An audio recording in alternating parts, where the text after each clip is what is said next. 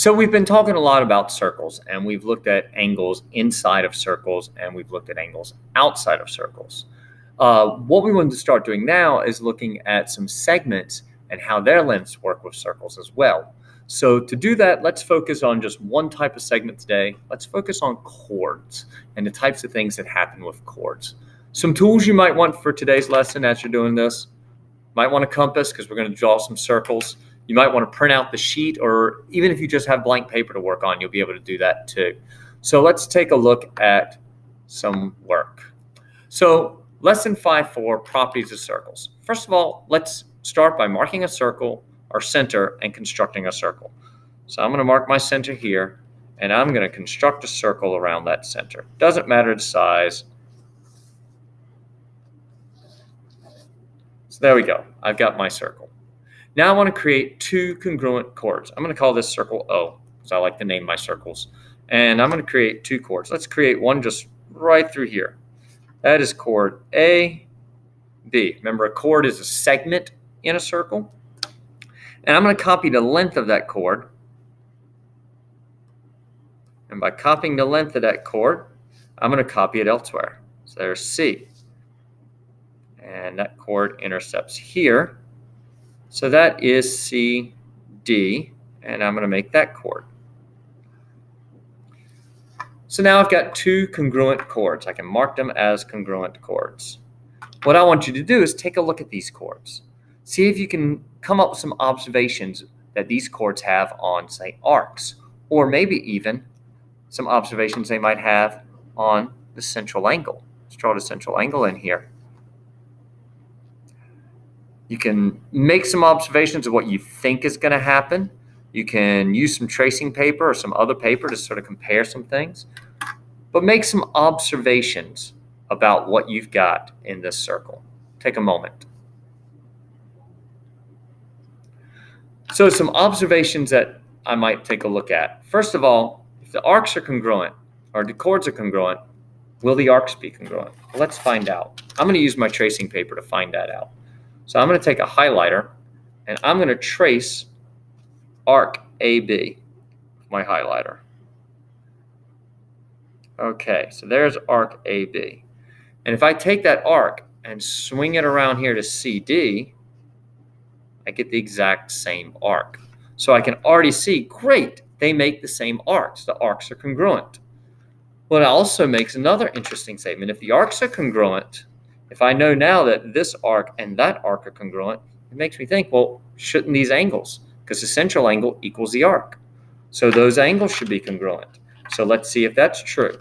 Let me copy one of these angles real quick. So I'm just going to trace that angle.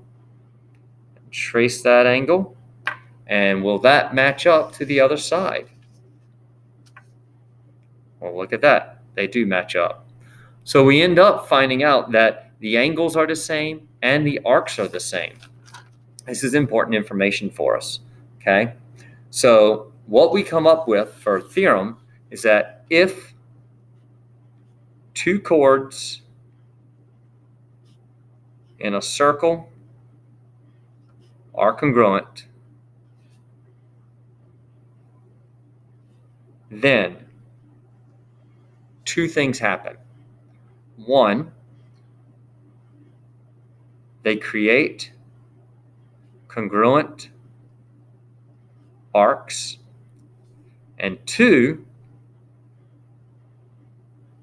they create congruent central angles. Okay. Another interesting fact about this, and I'll add this in here, they are equidistant from the center. That one's a little harder to see, but what it means is if I were to draw a line perpendicular from the center to the arc, to the chord, and do the same to this one, these measurements would be the same. You're the same distance away, okay? Notice also, all of these radii have to be the same. because in a circle, there's only one radius in a circle, so they all have to be the same. So when I did this, I ended up making, oh look, side, angle, side, or side, side, side. I ended up making congruent triangles. So that's an interesting little thing about that. Okay, let's take a look at another circle. And we're going to start the same way. I'm going to mark my center and construct a circle. So you should be following along. If I'm moving fast, pause the video and catch up to me. All right, now I want to create two parallel chords. Now I'm going to sort of cheat. I'm going to do that using my parallel sides of my straight edge here. So one parallel, whoops, if I can keep my straight edge straight. There's one, there's the other. So these are parallel chords, or parallel secants, even if I go all the way through. Take a look at this and start to think about what's going on with some of the angles, or maybe you want to put a transversal in here. Take a look at this and make an observation about what you think might be the same or something like that. Okay, take a moment. Okay, I'm going to name these. I should have done that a little earlier. That might have made it a little easier to look at. Now, if I do this, if I say, let me put a transversal in here. I'm putting my transversal from C to B. Well, I know since my chords are parallel, these are congruent alternate interior angles. And if these two angles are congruent, it means these two arcs must be congruent. Remember we said an inscribed angle is half the arc. So if I double this one, I'll get that. If I double this one, I get that. And since I'm doubling the same number, they should be the same. Okay, so my theorem here says if two chords are parallel, then the arcs between them are congruent. Okay. All right. So we're just getting some more information about what happens when chords do special things. Let's look at another. Starting off the same way. I'm going to enter a center, and I'm going to construct a circle.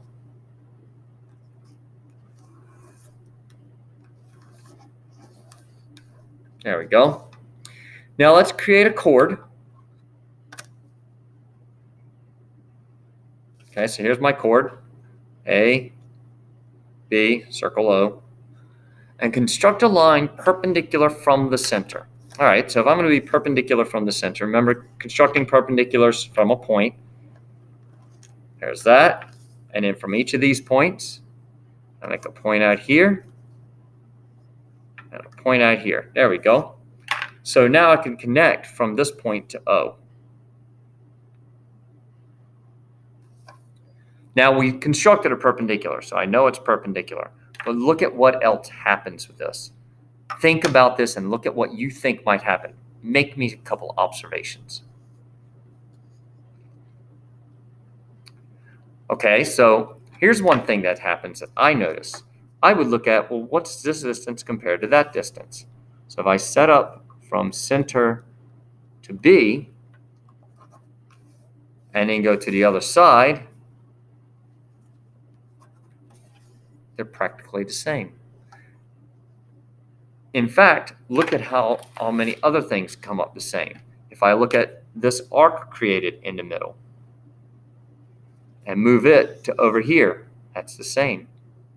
If I were to continue, instead of doing a radius, but stretch it out to be a diameter, I create more. In fact, let's call this point D. Let's call this point E. Let's call this point F. So we get a lot of things that end up being the same. AF is congruent to BF. Arc EB is congruent to arc EA. Arc BD is congruent to arc AD. So this perpendicular really makes a lot of things happen. So my statement that I have is if a radius is perpendicular to a chord, many things happen. First of all, It bisects the chord.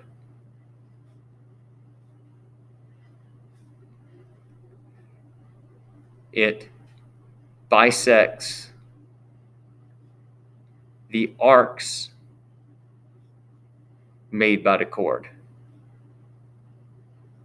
And I said arcs because that takes care of both the minor arc, AB, and the major arc, ADB. So it's bisecting both of those, okay? A lot of neat things happening here. We got one more that we want to do. My next one, here's my directions here. I'm going to draw a chord and construct the perpendicular bisector of that chord on the next circle I'm given, okay? So here's my given circle. I'm going to draw a chord, any old chord. There we go. And I want to do the perpendicular bisector of that chord. So that's from each endpoint, past midway, do a big swoop, come to the other side, do another big swoop, and construct the bisector. Okay, well, that's nice. Doesn't do a whole lot, but I do know it's perpendicular. I know it bisects, made that happen. Make an observation about what you think about this. We'll call that AB. Give me an observation about CD that you think. If you said CD looks like a diameter, you would be correct, okay? The diameter is going to be the perpendicular bisector of the chord. It's kind of going backwards to what our last statement was. It means you could then say, let me create another chord. I'll create CE, and if I bisect that chord,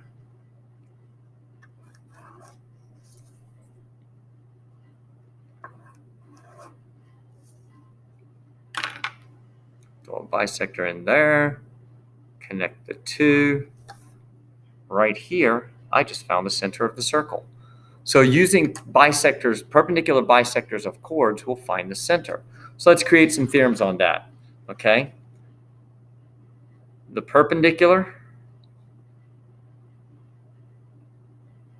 bisector of a chord is the diameter. And a second statement I'll say, the center of the circle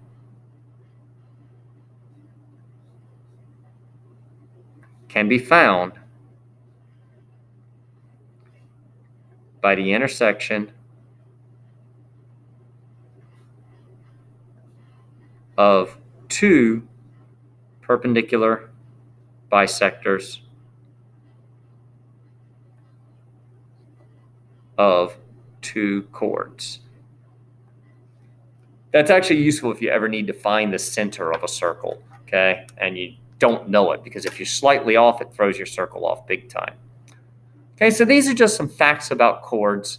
They don't show up much. That's why I did this as a video lesson, but they do show up, especially some of the early ones. And the perpendicular, well, perpendicular is going to be very, very important to us. In fact, tomorrow we'll talk about why perpendiculars are so important to us. So try a few problems here, see how you do on these, and we'll get together in class again. Okay? Have a good night.